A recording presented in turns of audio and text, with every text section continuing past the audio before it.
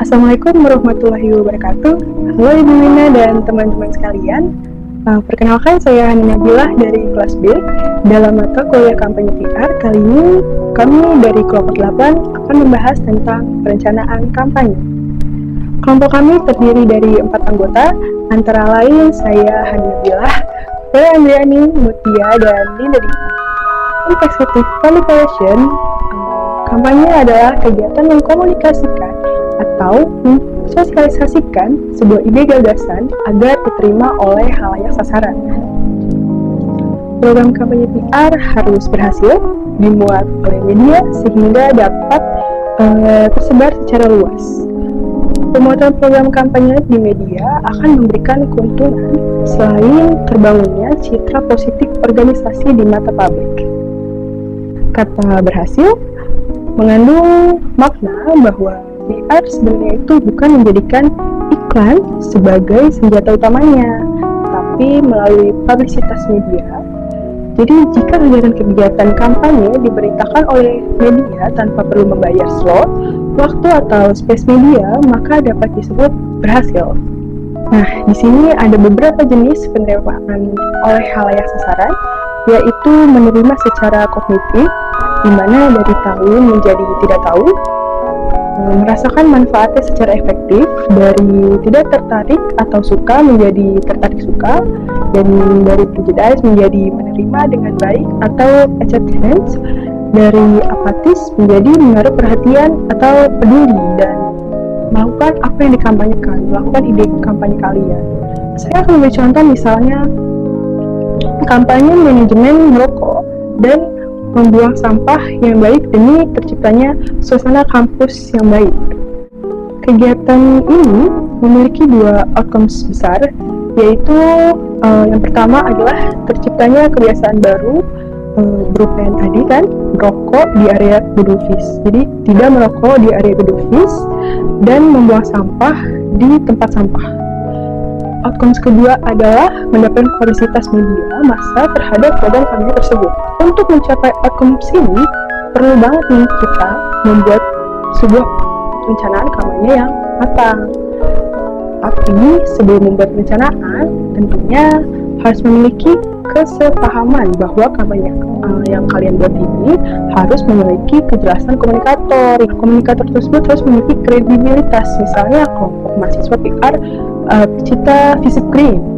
Jadi sosok dia ini mempunyai trustworthiness-nya gitu, yang emang perilakunya itu menggambarkan apa yang akan dikampanyekan. Jadi Anda tidak dapat dipercaya jika Anda sendiri merokok dan membuang sampah sembarangan. Jadi jika sesuatu saat terjadi nih, akan kalian membuat tindakan atau kampanye yang berbeda, maka tindakan tersebut tuh harus dilaksanakan dengan persetujuan dari eksternal maupun internal dari anggota kelompok kalian atau organisasi kalian. Itu akan dibahas oleh teman saya, Vera Andriani. Selanjutnya adalah tujuan perencanaan kampanye PR. Menetapkan tujuan yang realistis adalah sangat penting apabila program dan kampanye yang direncanakan harus memiliki arahan serta gambaran keberhasilan. Tujuan utama public relation adalah mempengaruhi sikap dan perilaku. Ada beberapa hal yang harus kita ingat serta kita perhatikan dalam menentukan tujuan perencanaan kampanye. Yang pertama adalah sejalan dengan tujuan organisasi, yang kedua tepat dan spesifik, yang ketiga lakukan dengan apa yang dapat dicapai, yang keempat lakukan pengukuran sebanyak mungkin, yang kelima bekerja sesuai skala waktu, yang keenam bekerja berdasarkan anggaran, dan yang terakhir bekerja sesuai dengan urutan prioritas.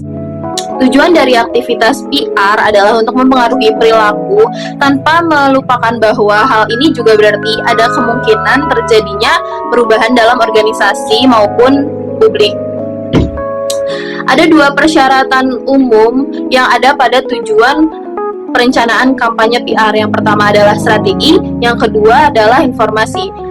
Informasi berarti dapatkan informasi sebanyak mungkin mengenai tugas yang harus dilakukan serta riset dan analisis sebanyak mungkin.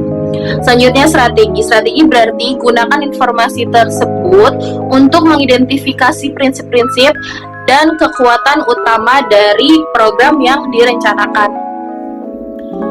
Nah, selanjutnya bagian yang ketiga atau yang C adalah strategi dan taktik perencanaan kampanye PR. Dalam perencanaan kampanye PR itu terbagi menjadi dua, yaitu strategi dan taktik. Nah, biasanya para praktisi PR ini lebih menyukai untuk menjalankan taktik, kayak apa yang harus kita lakukan setelah ini atau apa yang harus kita lakukan ke depannya, dibandingkan mereka memikirkan dengan cermat, dengan terperinci, kayak bagaimana sih program keseluruhan yang harus kita bentuk gitu. Padahal strategi itu lebih penting gitu, meskipun memang sulit untuk dilakukan, tapi lebih penting karena kalau kita menyusun strategi itu nggak tepat, ya kita nggak akan mendapatkan hasil yang maksimal dari kampanye yang akan kita jalankan. Nah, pengertian untuk strategi itu sendiri apa sih? Jadi, strategi ini merupakan pendekatan secara keseluruhan untuk sebuah program ataupun kampanye yang akan kita jalankan. Atau bisa juga kita menyebut strategi ini sebagai ide utama, terus prinsip penuntun kita, kayak gitu. Nah, biasanya strategi ini dijalankan lebih dulu sebelum taktik. Tapi jangan sampai salah ya, jangan sampai ketukar bahwa strategi ini berbeda dengan tujuan. Nah, seperti yang kita ketahui dalam menjalankan kampanye PR ini kan kita dibagi menjadi dua, ada kampanye jangka panjang dan kampanye jangka pendek. Tentu saja untuk menjalankan kedua kampanye ini kita memerlukan tujuan dan strategi yang berbeda. Contohnya gini, untuk kampanye jangka pendek, misalkan tujuan kita adalah mengiklankan atau mempromosikan produk atau layanan baru dari perusahaan kita. Nah, strategi apa sih yang bisa kita pakai? Kita bisa menggunakan strategi mengkampanyekan produk kita, jasa kita, layanan kita melalui media massa, kayak gitu. Nah, untuk kampanye PR jangka panjang misalkan, tujuannya adalah bagaimana caranya perusahaan kita ini menjadi market leader gitu. Kita mempunyai kredibilitas di mata publik kita sebagai market leader. Nah, strategi yang bisa kita pakai adalah bagaimana caranya kita untuk bisa mendapatkan posisi di pasar industri, kita bisa menjadi pemimpin. Taktik adalah pendekatan umum yang dilakukan organisasi atau perusahaan untuk mencapai sebuah tujuan. Contoh taktik adalah konferensi pers, press release, wawancara, kompetisi, iklan, laporan berdasarkan riset, literatur berkualitas tinggi, hubungan dengan media, mimbar untuk pidato, forum industri, skema penghargaan, dan sebagainya. Strategi jelas selalu ikuti dengan taktik. Faktor utama yang diperhatikan dalam usaha pengembangan program taktik adalah 1. Gunakan strategi untuk memandu brainstorm. Strategi tidak boleh menjadi penghambat, tetapi untuk membantu mengarahkan fokus terhadap tugas yang dilakukan. Kedua, tolak kegiatan non-strategi. Jika ada tidak kecocokan dengan kekuatan strategi, program, ide tersebut harus disisihkan. 3. Hubungan taktik dengan strategi dan strategi dengan tujuan. Tujuan akan memberikan keseluruhan arahan program. Strategi akan menyediakan kekuatan dan taktik akan memberikan detail terhadap program. 4. Uji taktik di setiap ada kesempatan, karena pengujian taktik sangat diperlukan. 5.